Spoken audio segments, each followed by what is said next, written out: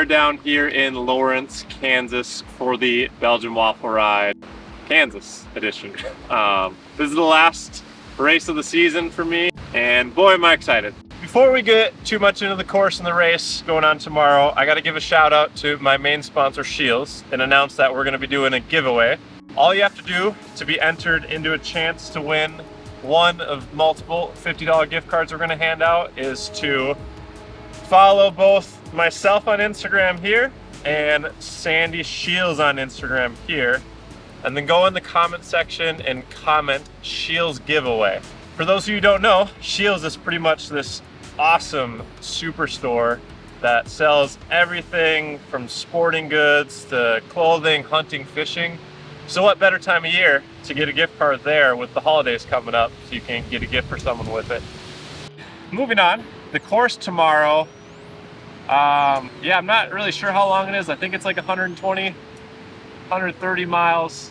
They changed it a little bit from last year. They took out the snake farm. However, they still left in the Singletrack at around mile 50-ish. That was a pretty deciding factor last season. I did not know that was there last year, and I went in at the back of the group.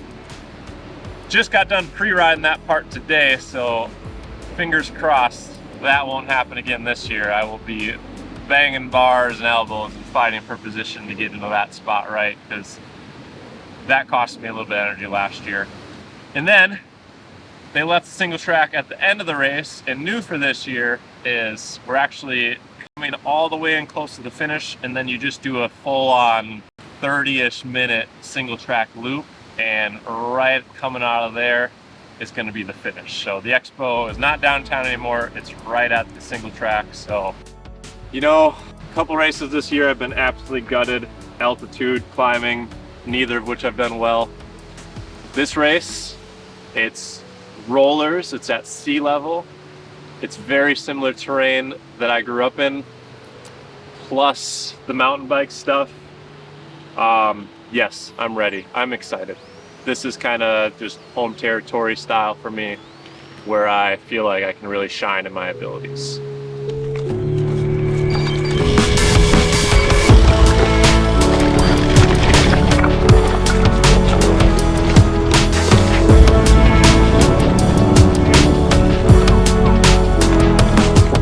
How's it going, Nicolas? Good. A little better markings this year. I don't think we'll make the wrong turn here. Yeah, that was right back at that.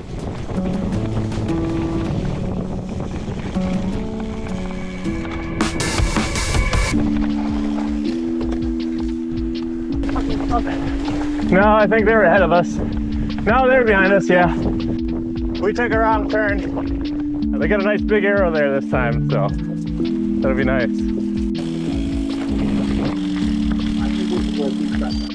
Yeah, I was just gonna say that.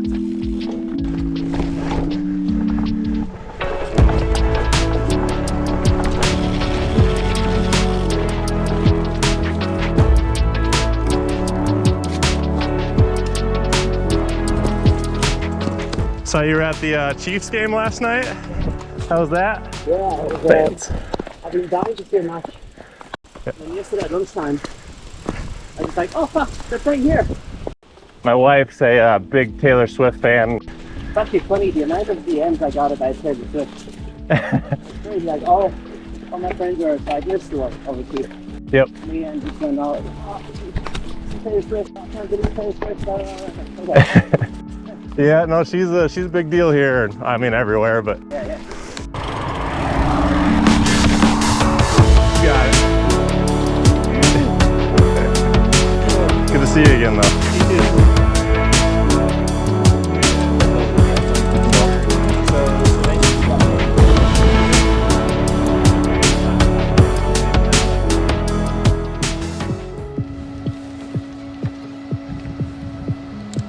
So, we're gonna go back to the hotel, see the dogs, my parents, get some Chipotle tonight, make our game plan for tomorrow would be no wrong turns, and just do the best we can. We'll see you tomorrow.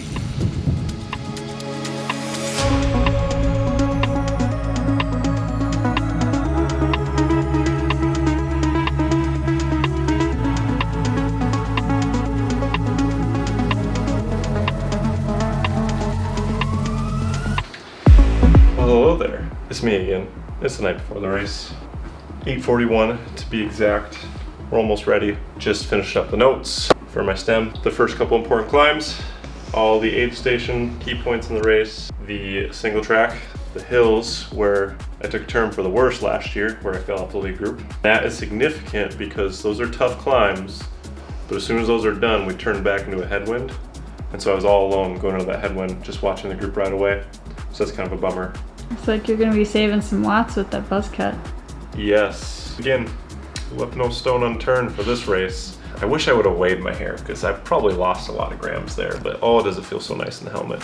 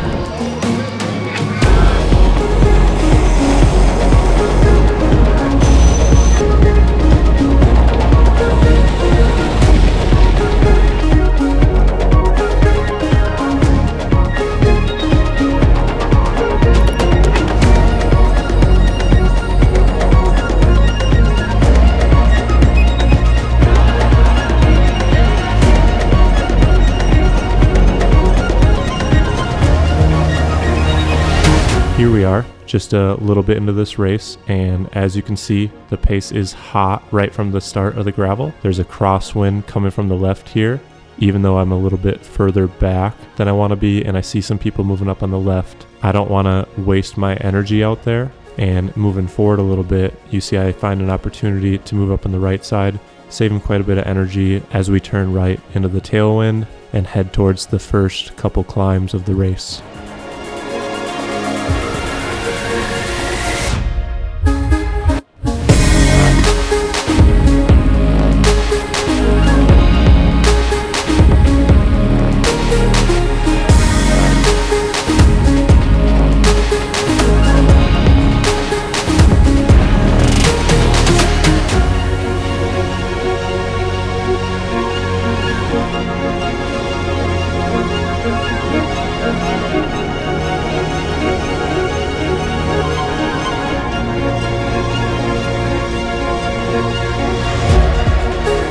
Now on the proper part of this first climb, the attacks are really starting to go off. The effort spread out over these first two climbs took 6.5 minutes at 415 watts with 456 normalized, and this still wasn't enough to stay with the lead guys, so it's time to chase.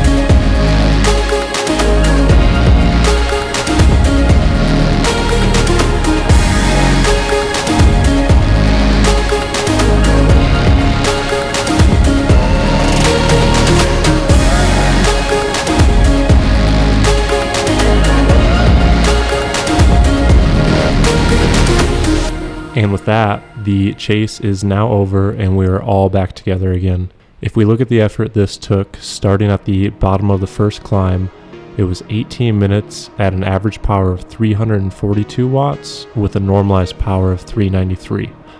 So nothing super crazy, but pretty decent power here, and this is how I can start to tell that I'm on a pretty good day, as I can look around and see that some of my competitors are definitely suffering a little bit from that first effort. However, I still feel pretty darn fresh. So yeah, I'm feeling pretty good about this race. This is where it starts to get tricky though, because ABC, or Above and Beyond Cancer, has multiple riders in this group. And right here, Isaac Brandt from their team gets away. He's not their star rider or anything. Toby, the Norwegian who got third in BWR Arizona, just behind Chris Blevis and Keegan the winner, is definitely the one that I'm looking out for, as I've marked him as probably the strongest rider of this race. Now the pack dynamic, it gets a bit difficult because Toby gets a free ride as he's not going to chase his teammate down. At this point, a couple of others had made the bridge up to Isaac. None of the favorites. However, right now, some of the heavy hitters really start attacking and trying to get up the road and make the gap up to it.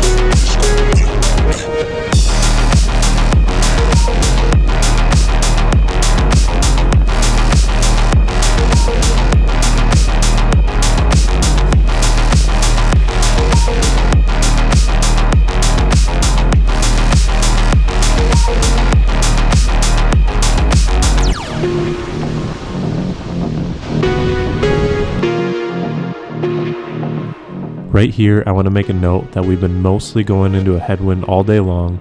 We still have a lot of headwind to go. However, right at this left turn where the highest point of the course is, we're going to turn to a tailwind for a little bit. That's definitely a better place to attack than a headwind, which is kind of why I've just been following attacks and not really putting effort into anything all day. However, I'm going to try and be on a little bit higher alert here as we get into the tailwind. Despite this, Toby still sneaks one in on us. In hindsight, I think I should have jumped on his wheel and tried to go with him. In the moment, I decided to kind of stay in the group and let the other people chase, trying to conserve some energy here. But this turns out to be the wrong decision, as just a little bit down the road here, we can see he creates a pretty good gap. And Brenden and I believe Finn get up to him as well. So now they are a chase group working their way up to the breakaway. Luckily, we still got a lot of strong guys here in this group, including Cody Cup, Stefano Barberi, Kyle Trudeau, Ian Lopez, Adam Roberge, Griffin and Cullen Easter, Drew Dillman, and some others. So we're still definitely not out of this fight, and I'm not too crazy worried that we won't be able to catch them here.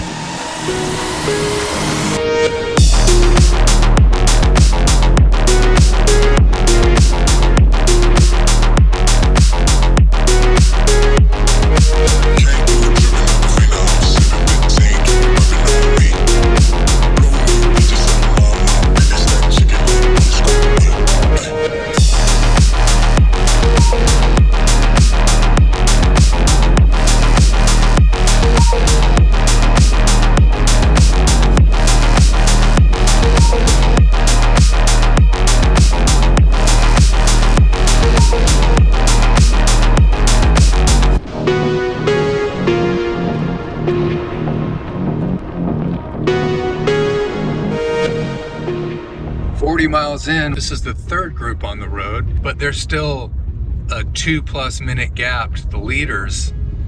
And these guys are not going slow. That's Roberge there on the front. They've been cooking at 30, 31, 32 on these flats. It's pretty amazing to see how fast they're going. But they're being outdone by the guys in the front. Only 5 guys, and those guys are pedaling away still.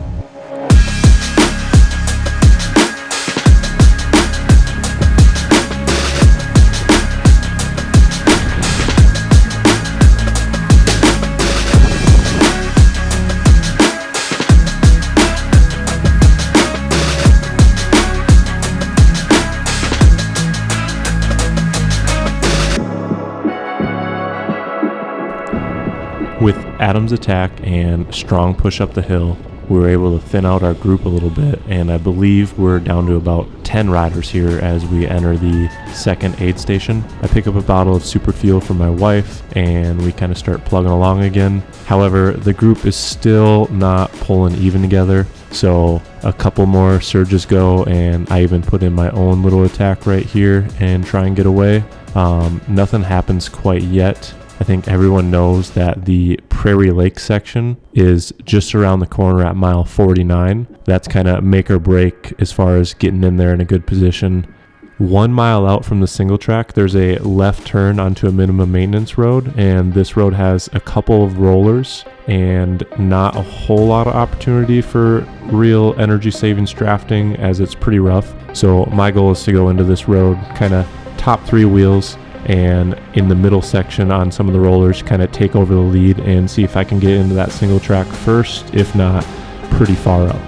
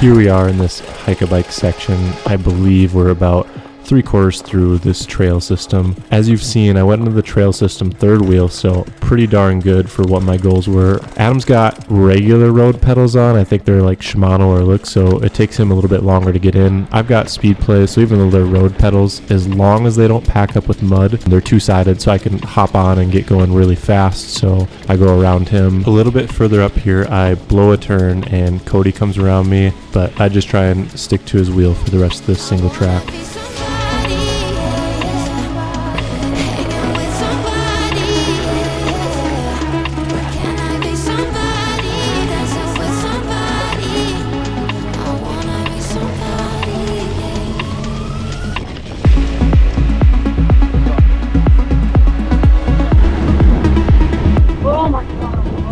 That was tough. Adam's behind us, not far. He's a strong guy. Yeah. Yeah, rest up because he might hit it hard on this hill.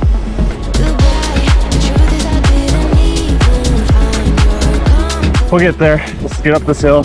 Yeah, and just keep it smooth.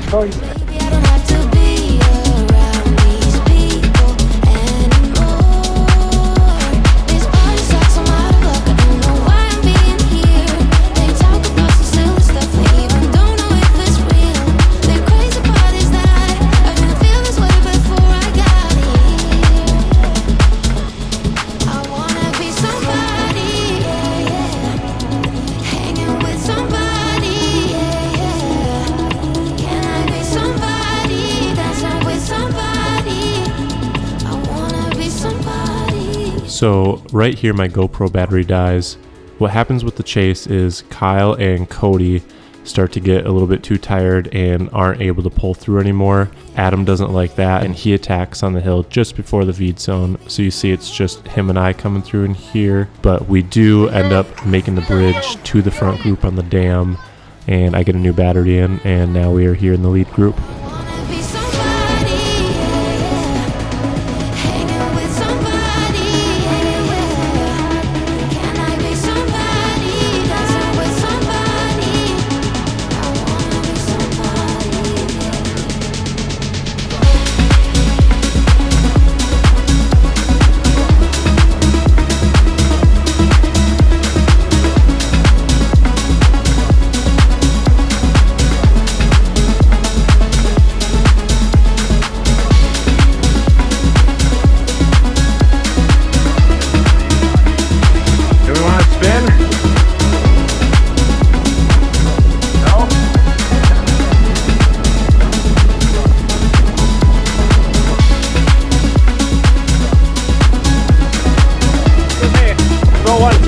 I haven't been up here long, but it's pretty darn easy to tell that this group just does not want to work together. We're a leading group of 7 right now, and there's no one up the road, so I'm not really sure why we can't just ride together and kind of solidify our gap, but no one wants to pull.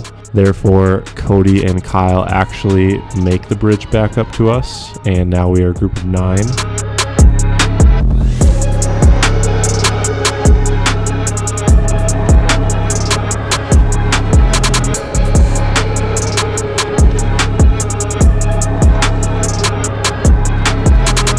Just a little bit further up the road, we hit a climb and then a descent, and on this long downhill, someone just kind of lets the wheel go of Daxton, and Daxton finds himself with the gap off the front and decides to just keep the pace down. None of us really seem motivated to work together still. We take a right turn here, and I just put in a little bit of power on the hill as I'm on the front, and I find myself in the same situation as Daxton did. Just didn't really attack, but they just let me go. It's a tailwind right here, so no really reason not to keep pushing on the pedals and see if I can open up the gap. Plus, this is a really challenging part of the course coming up with 2 pretty steep, punchy climbs and a tailwind. It's exactly where I got dropped from the lead group last year, so I'm actually pretty happy with this situation, and I'm thinking that I can just use my gap to do these climbs a little bit more evenly paced, and then once I'm to the headwind section I can look back, and if the group is close I'll just kind of sit up and let them catch on. How you feeling, Joe? Good. Looking good. Yeah, the group wasn't really Motivated. working it all together, so. Yeah, and you've got a good gap on them now. They're not even in sight. So nice work. You're going to catch Dax here in a little bit, right? While I appreciate the kind words of Mr. Marks here, thinking that I'm going to catch Dax, that's not really my plan. I just want to make it over these rollers and to the headwind section without having to surge with the attacks coming from the group over those spots. And to an extent, my plan does work, as Cody, Kyle, and Ian got dropped on those steep rollers, so now we are in a group of 6 chasing Dax off the front. However, what I didn't know is that Toby and Dax are actually really good friends, so as I come back into the group here, Toby is just really disrupting the flow of our group and not allowing us to chase with the proper rotation as he skips turns and sits on the back here and there. What this turns into is small sections of the group working together, but mostly just one attack after another every time we hit a steep hill.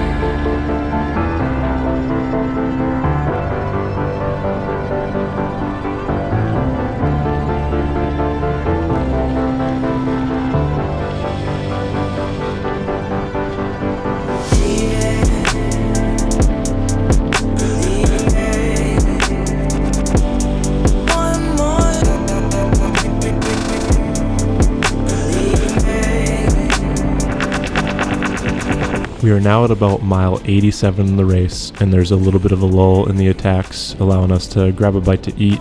Since the end of the neutral zone, the effort for this race has taken an average of 288 watts with a normalized power of 339.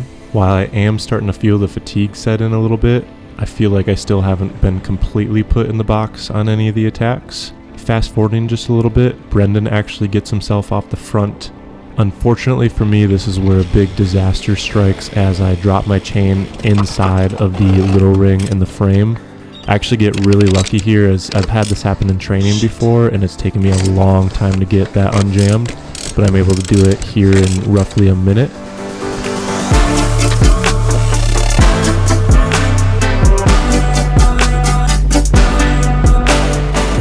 I try and stay calm as I begin to chase here. I don't want to go too deep with it being this late in the race and us still having that single track section where we're going to need that punchy power. Luckily for me, it's majority tailwind to the finish, which lessens the advantage the group ahead is going to have on me. And I'm not going to give up hope on still trying to make it on the podium, as all I need is 2 guys to have small issues or blow up, as we still have a ways to go and then about 45 minutes of single track. So I'm going to put everything that I have into this effort to get to the finish line and hopefully make up a couple spots here.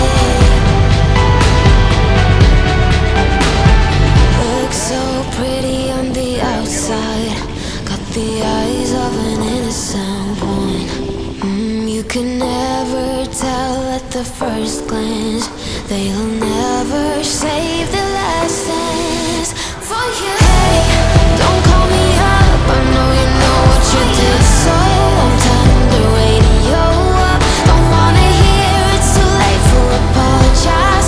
Lately I've realized that what goes around comes back around. Hey, hey. What goes around comes back around. Hey, hey. What goes around comes back around. Nice job, Joe. So, Joe Goettl continues to advance. Comes back around. Where'd you finish up? Third. Nice job. Nice riding. Yeah, good job, bro. Above and beyond guy looked like a roadie, and I was like, Dude, he was messing the whole thing up. That was the worst group I've ever been in. Like, he won?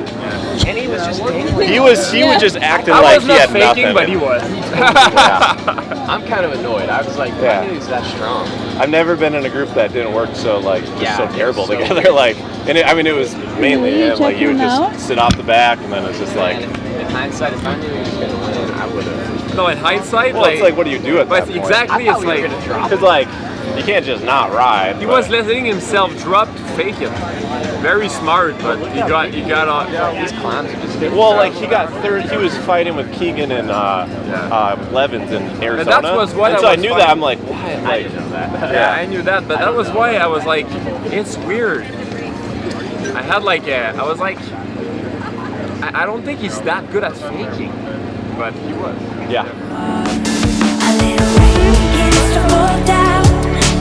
Wash it away and see what stays around. And round we go now.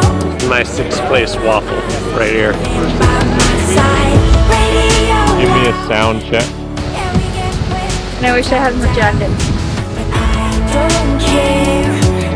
As long as I got you right here with me.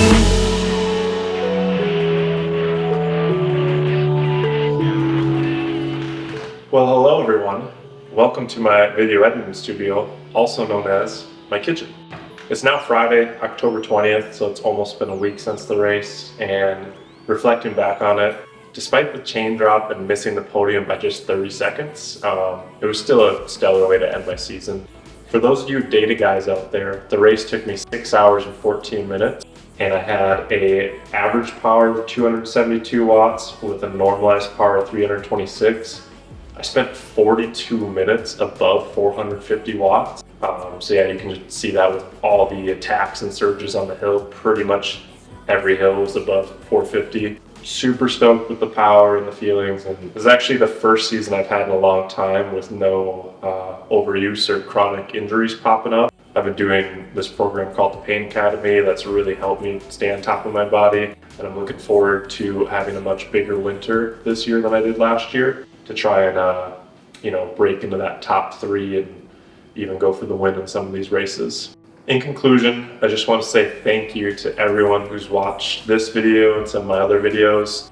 If you want to support my wife and I in doing this a little bit bigger and better next year, the best way to do that is just to like and subscribe and share my videos with your friends. The better they do and the more views we get, the more support I'll be able to get going into next year. So anything you want to do to share my videos, I'd be really appreciative of. And yeah, I'm just really excited to have a good build into 2024 and try and bring you guys even better content for next season.